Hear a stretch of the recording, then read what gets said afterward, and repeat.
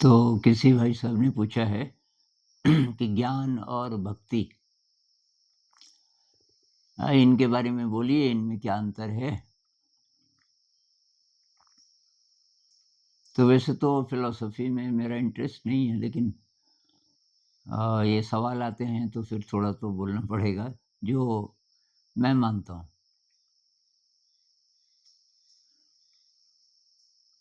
तो मेरे ख़्याल से ज्ञान का मतलब है कि आपको बात समझ आ गई, यानी कि तर्क के स्तर पे कह लो, अंडरस्टैंडिंग के स्तर पे आपको पूरी बात समझ आ गई। तो तब आपको और किसी चीज़ की ज़रूरत नहीं। जो बात समझ आई आप उसके साथ रहिए। जैसे ये अष्टावक्र और जनक का है ना, तो जनक जी को उन्होंने कोई ना तो ध्यान कराया, ना भक्ति के बारे में बोला मेरे ख़्याल से। क्योंकि मैंने वो किताब भी नहीं पढ़ी, लेकिन मेरे ख़्याल से वो बस बताते हैं जनक जी को। और जो वेदांत वालों की अप्रोच है कि भई जो कॉन्शियसनेस है, जो इटर्नल है, वो उसके साथ रहिए और वो परिवर्तन नहीं होता, कभी भी नहीं। तो जो भी है, हमारा जो सेंस परसेप्शन है, हमारी इंद्रियाँ जो भी ग्रहण करती हैं, वो सब वैसे ही है जैसे सिनेमा के पर्दे पे चित्र चलते हैं। तो पर्दा तो वैसे ही रहता है, आप उसमें चित्र फेंको या नहीं फेंको। तो उसे समझाते हैं विद्वान लोग कि हमारी जो चेतना है वो वैसे ही है। मतलब उस पे कोई फ़र्क नहीं पड़ता और हम मूलतः वही हैं। कुछ-कुछ लोग ऐसा ध्यान भी कराते हैं कि मैं न शरीर हूँ, न मन हूँ, बार-बार ये बोलो। बोलो या महसूस करो। तो मैं वो हूँ जो अनादि है, अनंत है।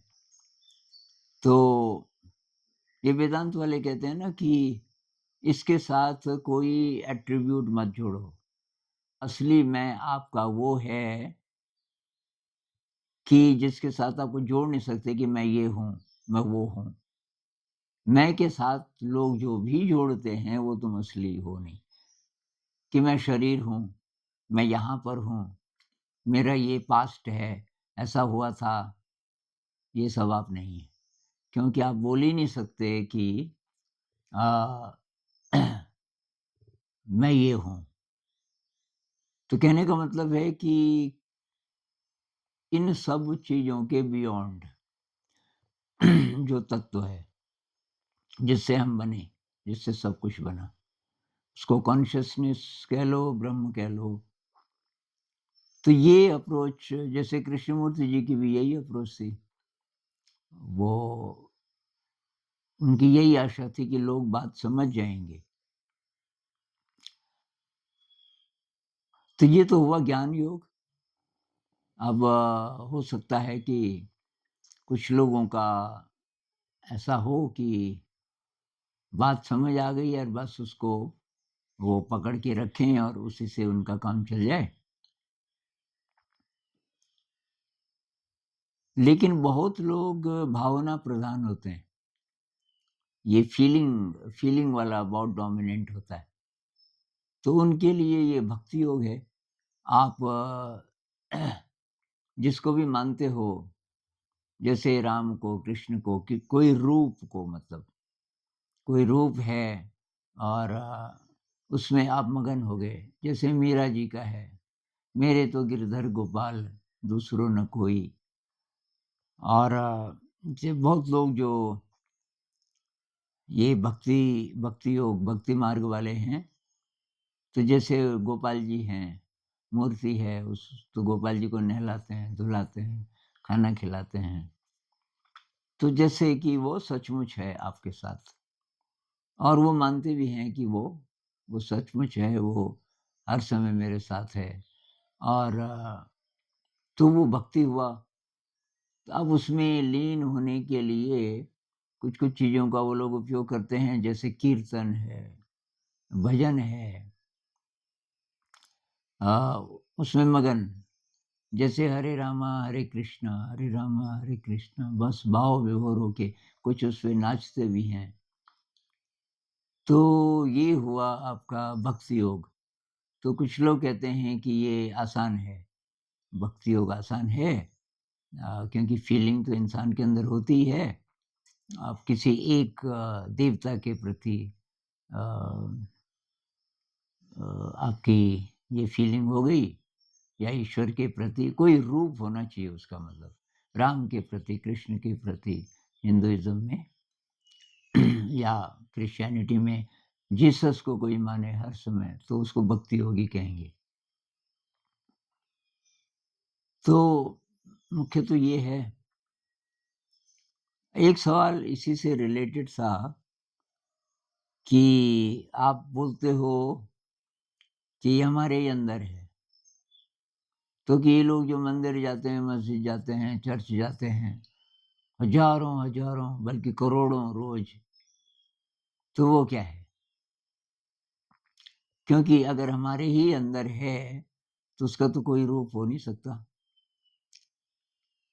तो भई ऐसा है कि ये जो जिसको हम भक्ति योग बोल रहे हैं ना, तो जो फीलिंग प्रधान लोग हैं, भाव प्रधान लोग हैं, तो उनको ये आलम्बन अच्छा लगता है। आलम्बन अगर आप कहना चाहो कि भई कोई इष्ट देवता है और बस अब रूप ही नहीं है, तो फिर वो कैसे पकड़ के रखे मन को? मन को एकाग्र करने के लिए कोई एक चीज़, अ, ये तो ध्यान में भी होता है ना, पतंजलि जी वही तो बोलते हैं धारणा, कंसंट्रेशन के लिए कोई एक ऑब्जेक्ट चुन लो, कुछ भी, उस पे कंसंट्रेट करो। अब अगर वो ऑब्जेक्ट कोई देवता हो, अ, ईश्वर हो जिसका कोई रूप है, तो तब आसान हो जाएगा और उसपे आपकी श्रद्धा भी है, तब और भी आसान है, और किसी का पूरा विश्वास भी है कि ये सचमुच है। मतलब ये केवल आलंबन नहीं है, बल्कि ये सचमुच है। अब सचमुच है तो हम उसको भी बोलते हैं ना, कॉन्शियसनेस को। सचमुच है, सर्वत्र है। बस अब वो रूप भी धारण कर ले, ऐसा रूप जिस पे आपकी श्रद्धा हो, तो बस तब भक्ति बहुत आसान हो जाती है। और तब ये मार्ग कहते हैं कि ज़्यादा आसान है, क्योंकि मन को एकाग्र करना उन लोगों के लिए ज़्यादा आसान है। अब जो तर्क प्रधान लोग हैं, तो वो फिर उनके लिए दूसरा रास्ता है। अब ध्यान है, तो ध्यान तो एक टेक्नीक है ना मन को एकाग्र करने की। तो भक्ति वाले भी ध्यान कर सकते हैं, हालाँकि मेरे ख़्याल से ज़्यादातर उनको ज़रूरत पड़ती नहीं, क्योंकि वो भजन से, कीर्तन से, और ये जो बार-बार मन में जैसे प्यार हो जाए आपको किसी से ना, हर समय फिर वही रहता है। किसी लड़के को किसी लड़की से प्यार हो जाए, हर समय वही घूमती रहती है। आँखें खुली हों या हो बंद, दीदार उसका होता है। ये भक्ति का भी सॉन्ग हो सकता है, लेकिन ये इन्होंने प्यार का सॉन्ग बनाया हुआ है कि क्या प्यार इसी को कहते हैं कि। तो हर समय जब उसी के दर्शन होने लग जाएँ, परमात्मा के जिस भी रूप में, तो बहुत आसान है। एक बार क्या हुआ कि कहाँ की बात होगी, शायद गुजरात की बात है। तो मैं 10 दिन का कोर्स करने गया था सेंटर पे, और तब आखिरी दिन एक दोस्त बन गया। कहने लगा कि आप प्लीज़ आज हम मेरे घर आ जाइए। तो मैं चला गया। अब घर में तो बहुत, वहाँ की तो तरंगें ही अलग होती है ना, पर ख़ैर वहाँ तो रहना पड़ा। अगली सुबह वो इसीलिए ले गया था। अगली सुबह वो मिलाने ले गया एक आदमी से जो इंजीनियर था, जॉब भी करता था, लेकिन वो बस मेरे ख़्याल से रात को ही आ जाता था, अपनी कुटिया में उसने एक 2 रूम सेट बनाया हुआ था, शहर से 5-7 किलोमीटर दूर, खेतों के बीच, खेत लिया उसने थोड़ा और एक पिरामिड बनाया हुआ था। तो जब हम पहुँचे सुबह साढ़े 8-9 बजे होंगे, तो मेरे दोस्त ने मुझे बिठाया कि मैं उनको बुलाता हूँ। मैंने कहा, "वो हैं कहाँ?" कि वो पिरामिड में होंगे। तो गीता पाठ कर रहे थे। तो उन्होंने बोला होगा कि थोड़ा-सा टाइम है, तो आ गए। आगे बैठ गए, कहने लगे, "भाई तुम्हारा मार्ग अलग है। तुम्हारा मार्ग तो ध्यान है, अब तुम किसी इष्ट देव को मानते नहीं। मेरा मार्ग तो अलग है भई, ये भक्ति मार्ग है, मैं तो कृष्ण को मानता हूँ। और मैं बस पिरामिड में जब भी टाइम मिले मैं ये भगवत गीता पढ़ता रहता हूँ और कि मेरा लक्ष्य है कि चतुर्भुजी रूप का दर्शन दे दें। कृष्ण जी की 4 भुजाओं की वो उसी को दर्शन देते हैं जो बहुत ज़्यादा जिस भक्त पे उसकी भक्ति से खुश हो जाएँ। तो फिर मैंने कहा ये ईश्वर का कोई रूप होता है?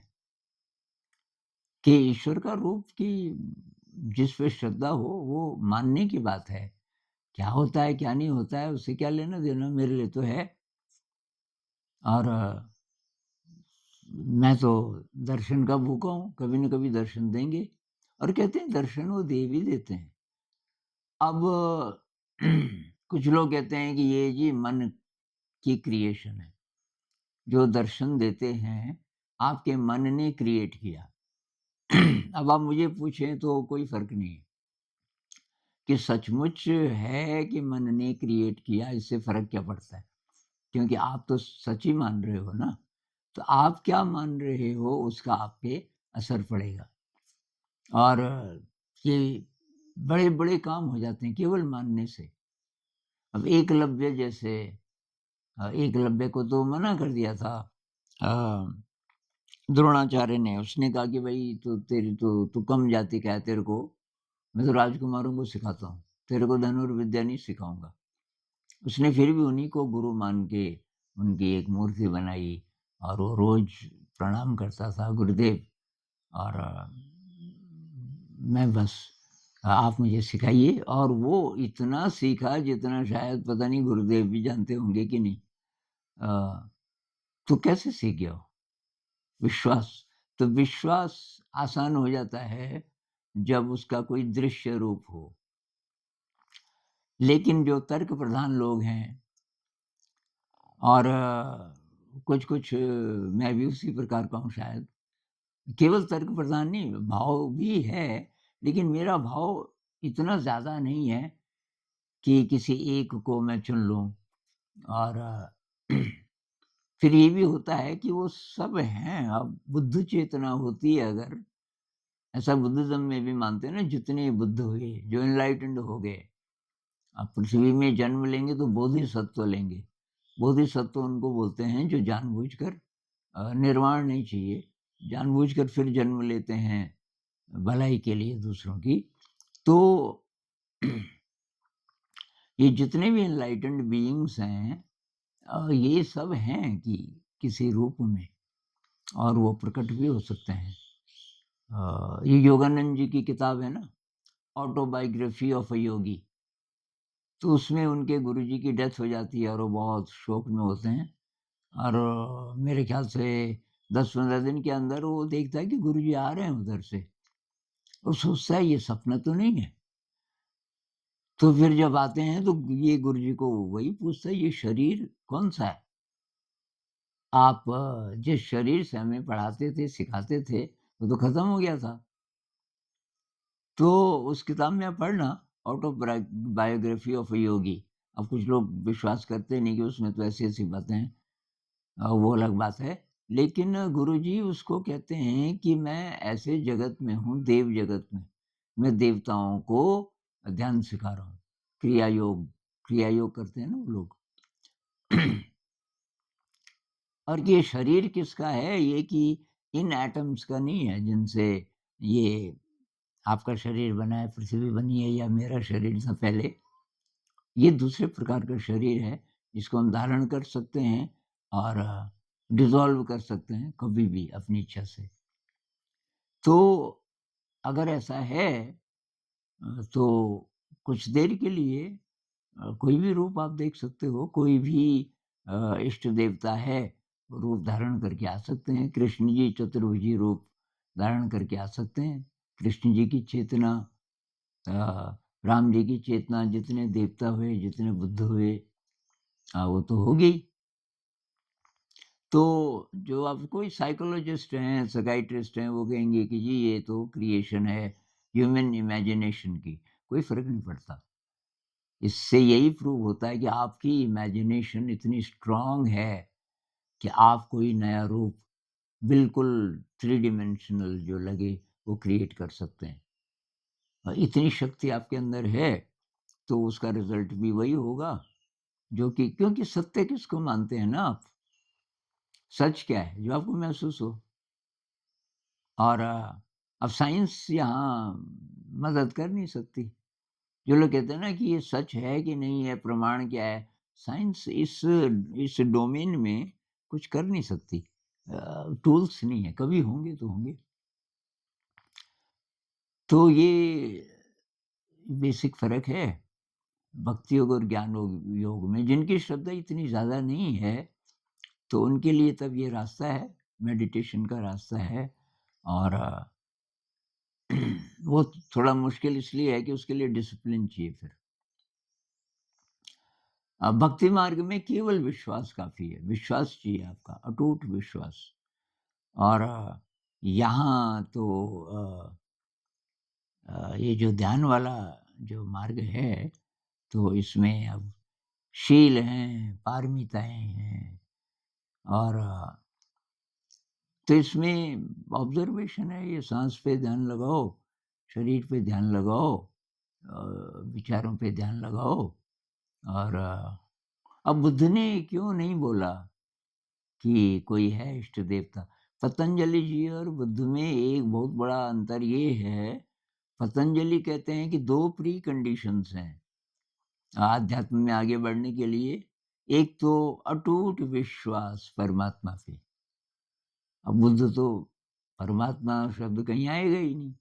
बुद्धिज़्म में वो बोलते ही नहीं है, बस वो इंसान को अ, परिपूर्ण मानते हैं कि तुम ये कर सकते हो, ये कर सकते हो।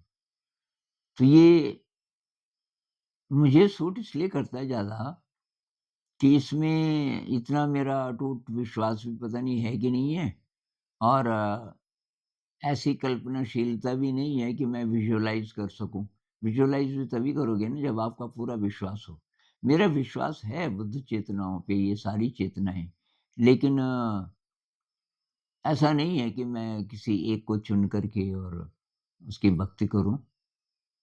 पहले करता था कक्षा 8 तक। हनुमान जी को मानता था, मैं शिव जी को मानता था। अभी भी मानता हूँ, लेकिन इस रूप में नहीं कि उनकी पूजा से कुछ हो जाएगा। तो इसमें मुझे ज़्यादा इंडिपेंडेंस लगती है। अब जिसका इतना भाव नहीं हो, इतना विश्वास नहीं हो, तो वो क्या करे? तो उसके लिए तो यही मार्ग है। और इस मार्ग में अच्छाई ये है कि आपको कुछ करने की ज़रूरत नहीं है। कुछ करने की ज़रूरत नहीं है, अपने से बाहर किसी की ज़रूरत है ही नहीं। तो मुश्किल है, मुश्किल है क्योंकि शील का पालन करना पड़ेगा और ये पारमिताओं का पालन करना पड़ेगा। फिर ध्यान में बैठना भी आसान नहीं है, इतना आसान नहीं है। तो ये लोग क्यों जाते हैं मंदिर मस्जिद, इसका जवाब तो मिल गया होगा, विश्वास भई, विश्वास और वो वैलिड है। आप अंधविश्वास नहीं बोल सकते उसको, क्योंकि उनके मन को उसी से तृप्ति मिलती है। लेकिन उसमें एक शर्त है कि निष्काम भक्ति। भक्ति मार्ग में तब आप आगे बढ़ोगे जब कामना न हो। अगर आप मंदिर कुछ माँगने के लिए जा रहे हो, आप प्रसाद चढ़ाते हो और उस समय जब जब लोग प्रार्थना करते हैं ना, उस समय आप क्या बोल रहे हो कि मेरा बेटा पास हो जाए, या आप अगर अभी जवान हो तो मेरी शादी हो जाए। तब आपकी जो भक्ति है वो फलित नहीं होगी। अपने लिए तो कुछ माँगना ही नहीं है। तो जा क्यों रहे हो? प्रेम के कारण।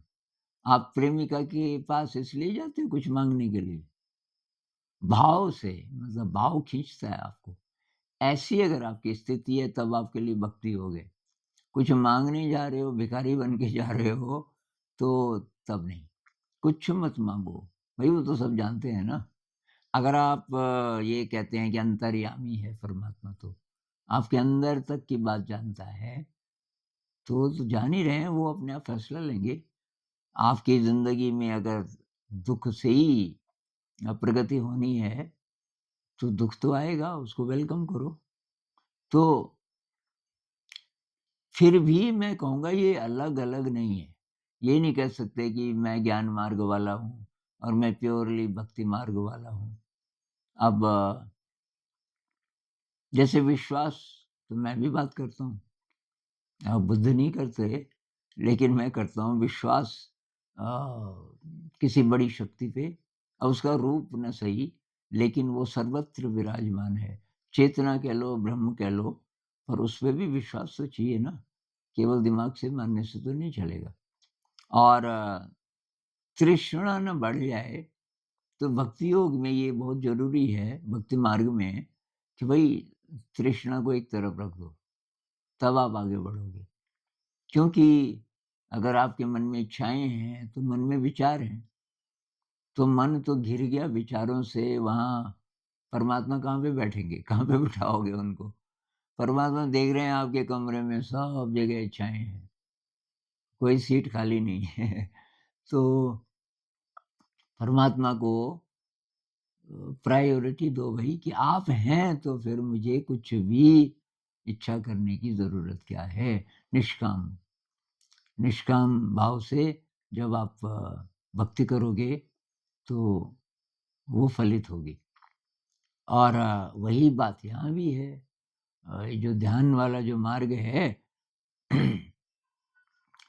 इसमें ये है कि मन, मतलब मन मन खाली हो जाए ज़्यादा से ज़्यादा।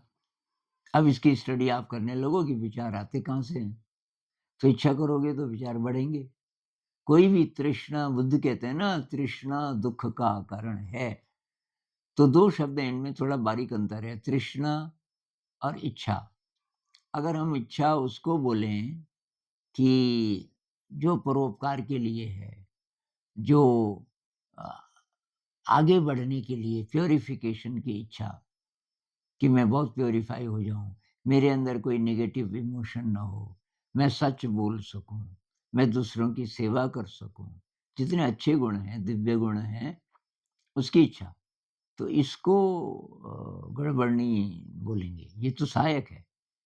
तृष्णा का मतलब है अपने लिए माँग रहे हो, अपने लिए या अपने परिवार के लिए, तो यहाँ से गड़बड़ होनी शुरू, यहाँ से विचार अब बढ़ेंगे आपके। एक तरफ आप विचारों को कम करने की कोशिश कर रहे हो ध्यान से, दूसरी तरफ आप उन्हीं विचारों को बढ़ा रहे हो तृष्णा से, तो तृष्णा को एक तरफ रखना पड़ेगा। तो यहाँ आप कई और सवाल भी आ जाते हैं कि जी मैंने, अब कमेंट्स में बोलते हैं ना लोग, खासकर स्टूडेंट्स, कि 2 साल तो मैंने बहुत ध्यान किया, या भक्ति की, पूजा की, वगैरह-वगैरह, कुछ फ़ायदा नहीं हुआ, मैं तो फिर फ़ेल हो गया या फ़ेल हो गई परीक्षा में। भई ये तो सकाम कामना सहित भक्ति है, ये फलित नहीं होगी। निष्काम, तो फ़ेल हो गए, तो कई लोग कहते हैं ना कि वो भगवान जी देख नहीं रहे, मैं तो फ़ेल हो गया। तो वही अगर आप उस रूप में भी मानते हो भगवान जी को, तो वो फ़ेल करना चाहते होंगे ना, वही है आपका रास्ता। क्या? कि जिधर आप जा रहे थे उधर फ़ेल इसलिए किया, आप ऐसा भी मान सकते हो ना, ये नहीं है रास्ता। चाहे 3 साल हो गए, अब 3 साल इसलिए हुए कि आपको अभी तक भी अकल नहीं आई कि ये मेरा रास्ता नहीं है। या चलो 3 बार आपने ट्राई किया, कोई बात नहीं। अब कोई दूसरा रास्ता, कई लोग बोलते हैं इतना पैसा खर्च हो गया, वगैरह हो गया। अरे लाइफ़ टाइम्स खर्च हो गए, कई ज़िंदगियाँ खर्च हो गई हमारी, और अभी भी ये हालत है। इतनी तृष्णा है कि मैं पास हो जाऊँ। तो अपने लिए माँग रहे हो ना, मेरी नौकरी लग जाए। दूसरे के लिए थोड़ी आप कुछ बोल रहे हो, मेरी नौकरी लग जाए। भई अगर तो आप ये बोलो ना मैं पास हो जाऊँ, फेल हो जाऊँ, वो नहीं है असली बात। लेकिन अ, दुनिया में शांति हो, वगैरह-वगैरह, कुछ ऐसी चीज़ माँगे या अपने लिए भी ऐसी वाली चीज़ माँगे कि मेरा मन हर समय तेरे में डूबा रहे, मुझे कुछ नहीं चाहिए और। जो बेसिक नीड्स हैं वो तो आप पूरी करोगे ही जब आप लाए इस जगत में। तो मैं मानता हूँ एक तो भाई मिस्टिकल एक्सपीरियंस को, थोड़ा डाउट वाला आदमी हूँ मैं, तो मुझे तो एकदम 100% प्रमाण चाहिए कि कुछ है। तो जो मिस्टिकल एक्सपीरियंस है, उसमें ऐसा होता है। ये जो कहते हैं ना कि मैं ना शरीर हूँ, मैं मन भी नहीं हूँ, मैं शरीर भी नहीं हूँ। उस समय वो अनुभूति होती है, आप इसके पार चले जाते हो। मतलब ये शरीर यहाँ तक सीमित नहीं है। अगर आपको बोलना ही है कि मैं, तो ये फैल जाता है, पता नहीं कहाँ से कहाँ तक बाउंडलेस इसकी बाउंड्री ऐसा महसूस होता है। अब आप छुओगे तो ये मांस का जो आवरण है, वो तो है, लेकिन ये पता नहीं कहाँ-कहाँ तक इसकी पहुँच है।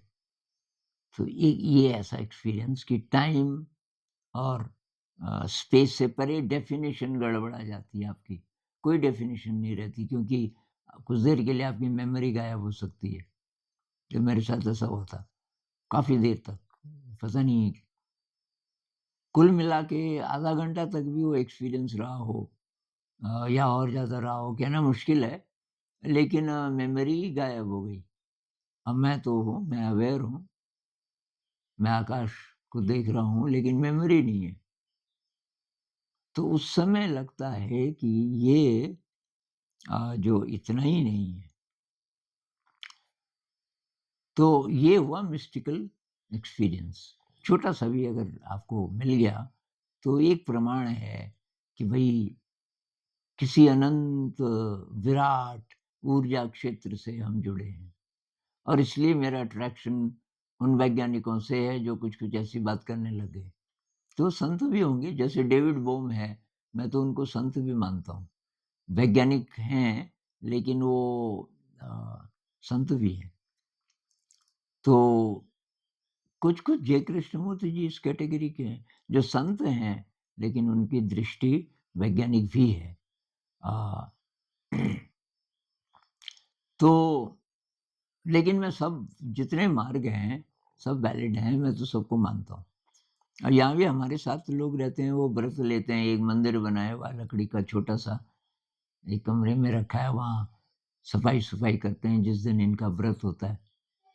जैसे सोमवार का व्रत लेते हैं कुछ लोग, तो उसको साफ-सूफ करके और उस दिन कुछ तब शाम को थोड़ा अच्छा खाना भी बनता है। उससे पहले आरती करते हैं वगैरह-वगैरह। तो आरती करके तब वो तिलक लगाते हैं, तो मेरे पास आते हैं पहले, तो मैं भी काफ़ी श्रद्धा से तब उनको भी तिलक लगाता हूँ। ये सब पार्टिसिपेट कर लेता हूँ, लेकिन जो मेरा अपना मार्ग है अ, वो ये वाला है कि प्यूरिफ़ाई करना है अपने आप को। प्यूरिफ़िकेशन होगा तो तब अब ये एनलाइटनमेंट हो जाएगा, कोई बड़ा ब्लिस का अनुभव होगा, मैं इसके पीछे नहीं पड़ता। उस वो होगा, नहीं होगा, वो कोई बात नहीं है, उसकी ज़रूरत नहीं है। या मोक्ष हो जाएगा, अब मुझे तो चाहिए नहीं मोक्ष। भई मैं तो फिर जन्म लेना चाहता हूँ और थोड़ा-सा काम करना चाहता हूँ, तकलीफ़ है, पर अब मोक्ष भी तो स्वार्थ है ना, कि ये ब्लिस के समुद्र में मैं बस लीन हो जाऊँ, मैं ही मैं। तो मुझे बोधिसत्व का आइडिया अच्छा लगता है।